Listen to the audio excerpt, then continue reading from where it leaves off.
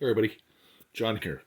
Welcome to my second part video of basically how to get a British military Land Rover into your garage. In the first part, I talked about how I found a dealer versus dealing with the public in general. And I talked about transferring the money and how that went. Then I talked about acquiring a shipping service to coordinate getting the vehicle on the boat. Then I talked about how I use that shipping service to facilitate the shipment or transport of the vehicle from the dealer to the boat. Then I talked about how on the boat it's what we call a row, where it was ridden on and then ridden off, versus the vehicle traveling in a shipping container. Now, let's talk about this side of the pond. In a boat, like the Apple on a Highway, which is the vessel that brought my vehicle to me, that boat can hold 6,000 cars. If all 6,000 cars were privately owned, they would be overwhelmed at the dock, because you would assume then that you'd have 6,000 families showing up in the days after the boat arrives to clear those vehicles. 6,000 vehicles, 6,000 families would need, I don't know, let's not say 6,000 customs agents, but maybe 2,000, maybe 3. Well, that's not going to work. So how do the vehicles clear?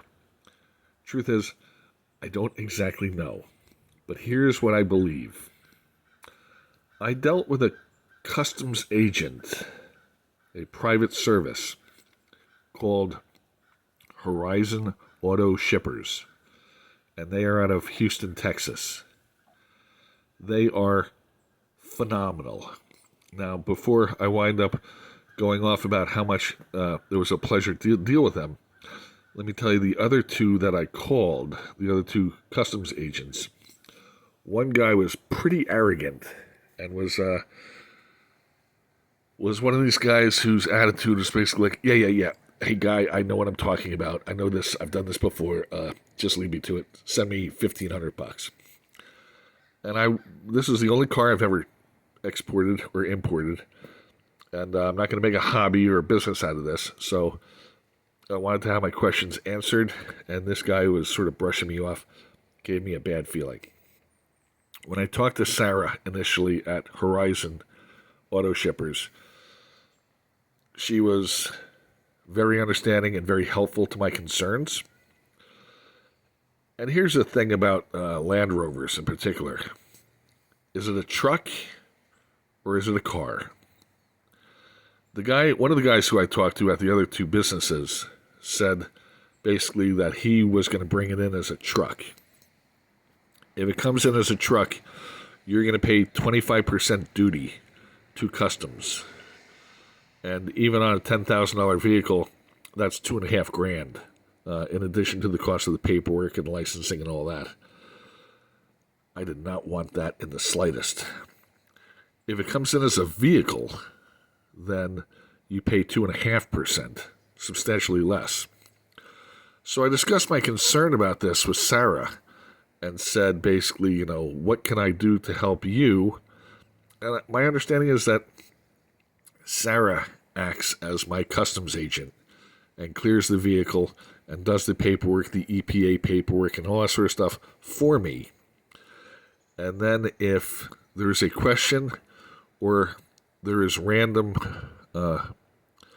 site inspections or vehicle inspections, then Homeland Security will flag a vehicle for actual customs to go out and look at in the field. Otherwise, as I said, my understanding sort of is that the customs agent I retain acts as the guy standing there in the blue shirt that says, United States on his sleeve. That being the case, they sort of are putting their license and their reputation on the line to vouch for this vehicle being what it is. And I said to Sarah, I don't want you, obviously you're not going to lie for me, but I want you to feel comfortable signing off on this vehicle as a as a car and not a truck. So what we agreed on was these two jump seats, one here and one over there. I had Blanchard install those before the vehicle left England. And that was total cost for the two jump seats. They're actually double. You can fit 4 people back here. 2 jump seats installed, I think, was $175. So doing that, I felt comfortable signing off as this being a car, and Sarah felt comfortable signing off on this as being a car. So the vehicle came in as a car, and I only paid 2.5% duty. If you're wondering what the silver stuff is, it's sound deadening material.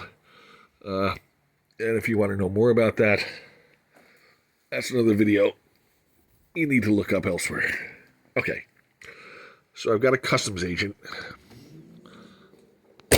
doing my paperwork. And because this vehicle is 25 years and older, you don't have to do any compliance as far as the glass, seat belts, engine, any of that EPA stuff. It comes in the way it is, but it has to be original, meaning the engine has to be appropriate for the time. The frame can't be cut or welded, can't be galvanized, or any of that stuff. So, as I said, it has to be original. And there's other information you can look about on the internet about what the criteria are for bringing in a vehicle. So, I had about a week and a half or 2 worth of warning. I'm going to get on my back and show you the frame while I keep talking. I had about a week or 2 of warning. Well, the Appalachian Highway made its way across the ocean. I love that frame. There's no rust. There's no wax oil. It's just all original. Let me see if I can get you light. Yeah. Anyway. So, look at that. This is 32 years old. It sat basically in an armory for most of its life. That is my new sump. And behind it, up in there, that's my new overdrive unit. But I'm getting distracted. Anyway, so I got 2 weeks' notice that Appalachian Highway was sailing, and that vehicle was going to be in Charleston, South Carolina, in middle of what the hell? September, I guess.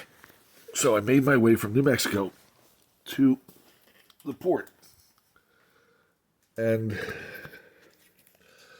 I've got no information about what I need to get at the port. There's websites and write-ups that say you will need an escort to take you through the gate to the area where the vehicles are being held. And that escort is a person who has been vetted by Homeland Security, and you will pay them, I don't know, $20 an hour or something to act as a Uber within the port's confines.